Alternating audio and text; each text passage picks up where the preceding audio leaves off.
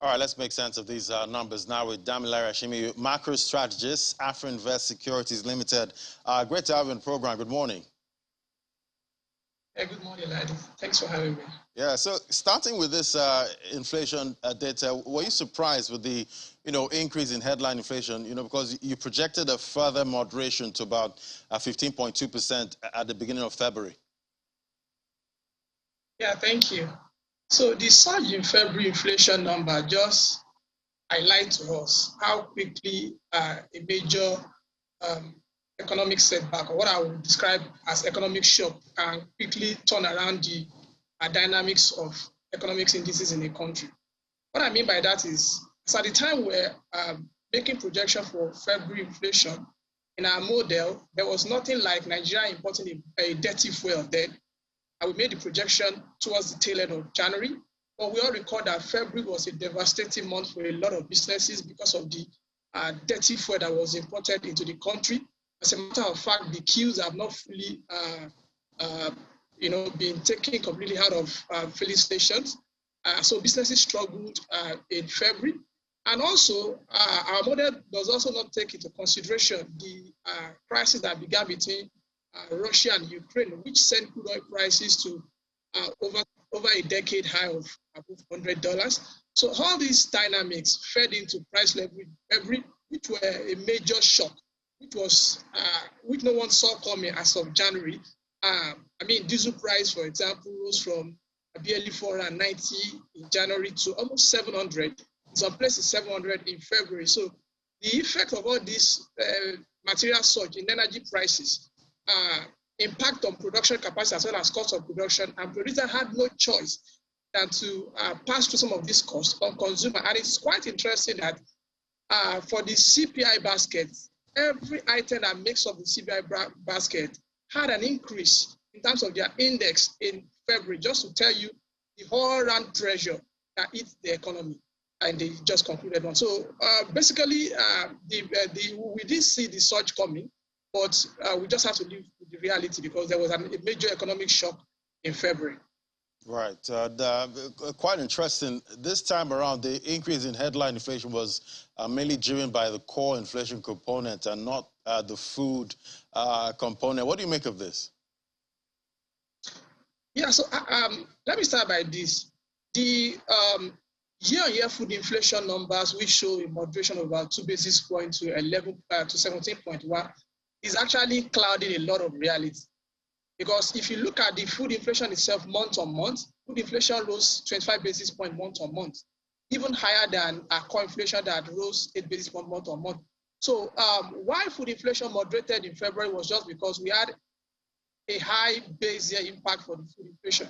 As of this time of last year, food inflation was in excess of 17%. So it was easy for a weaker pressure on food prices to still deliver the moderation this time around. But when you talk of core inflation was about barely above 11% as of February last year.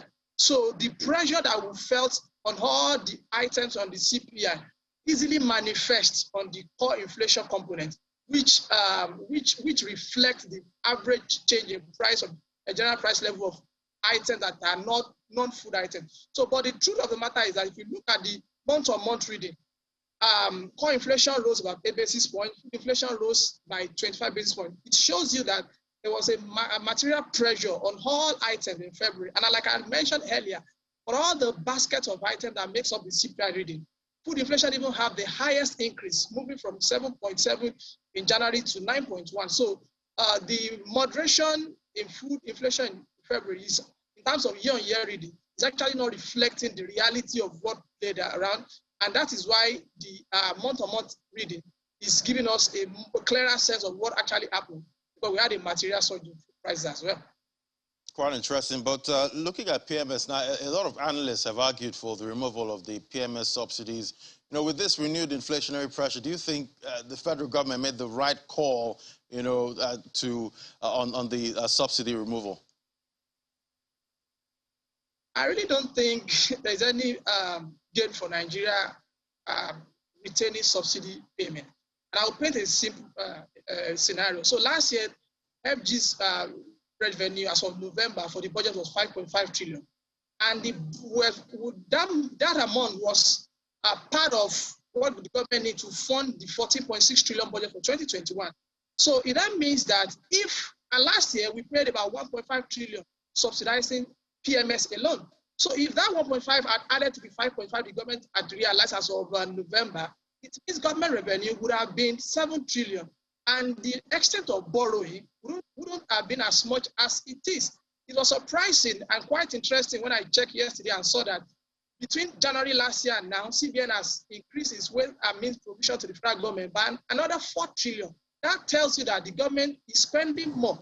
And this is not far-fetched. If revenue is 5.5 trillion as of November, and we are done 4.2 trillion servicing debt, so what is left for the government to meet recurrent expenditure as well as capital expenditure is less than 1 trillion. So it means the more we keep funding a subsidy that is not beneficial to the generality of Nigeria, the more the government will continue to struggle. And I can also argue that economic indices in Nigeria is actually not better than that of the countries where subsidies are not being paid. Using Ghana as an example, Ghana economy is expected to grow about 6% last year.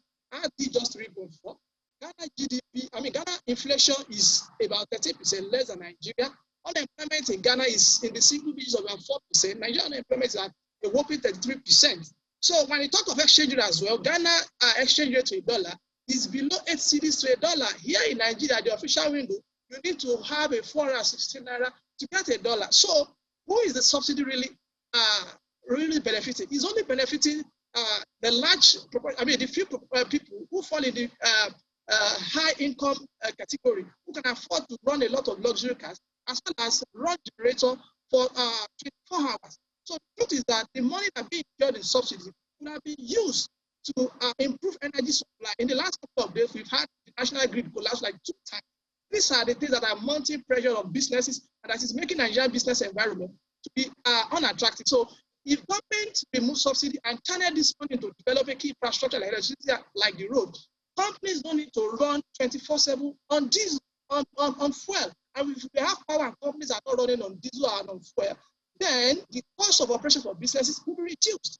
And even if PMS is selling at 400 or whatever price that is supposed to be selling, it will only just be for transportation and not for production, not for running companies, businesses that is actually dropping a lot from Nigerian manufacturers. So my point is the subsidy regime is actually doing us more harm than good. Yesterday, it was also reported that the Nigerian government is planning to tap into 2.2 billion out of the 4 billion raised in Eurobond last year to fund the subsidy regime for this year. And with oil price above $100 this year, our subsidy cost might actually be heading towards 3 trillion, which invariably will be claiming almost, half of what the government are likely to generate in revenue. So we're losing so much by continuing to subsidize PMS than actually making it tough. Right, I guess the PMS subsidy saga carries on now. But, moving to the foreign trade data, Nigeria's total trade with the rest of the world, jumped about 57.5% year on year in 2021 from 39.75 trillion naira to about 25.22 trillion naira in 2022. What do you think drove this material jump in trade numbers? Yeah, so what drove trade numbers last year is the fact that we are coming from a low base. We all recall that 2020 was a pandemic year. The global supply chain was nearly completely crippled by the pandemic and the disruption. But following the development of vaccine and the administration of vaccine, the global supply chain began to pick up. Prices of commodity began to pick up. In 2020, oil price was below $50 for most of the year. Last year, oil price averaged about $70. So all these dynamics played into the trade number last year. And it will quite interest you that why we want to highlight the fact that Nigeria total trade jumped over 50% last year. It will quite interest you that our deficit too is hitting a new high. As a matter of fact, we are recording the highest trade deficit on record since MBS began to provide data on foreign trade statistics in 2010 at 1.9 trillion. So which was actually driven by the material jump in our import as well, because while exports rose about 59% last year, imports rose faster at 64%. But basically, what drove the numbers, what drove the increase that we witnessed was just the reopening of the economy, as well as the fact that we are coming from a very low base. But in terms of the balance of things, our deficit number is not pointing to something very positive. And it's quite disturbing to see that the size of the trade deficit, is the highest year on year. But the MBS began to publish since it began to publish it. But what impact do you think this trend will have on, Nigeria's foreign reserves and current account balance? If this is sustained in 2022. So let me start with the current account balance. The trade component of the current account balance actually accounts for the largest share. Most time, almost 50% of the component of the current account, because we have 4 components of the current account. We have trade account, we have services account, we have transfers account, and income account. Historically, we have always been recording negative on services account. For the years that Nigeria have recorded positive current account balance, that always come from goods trade, because that is the largest part, and that is when Nigeria had the strongest point. So the last time we had a current account surplus was in 2018, and our goods trade was in the positive territory.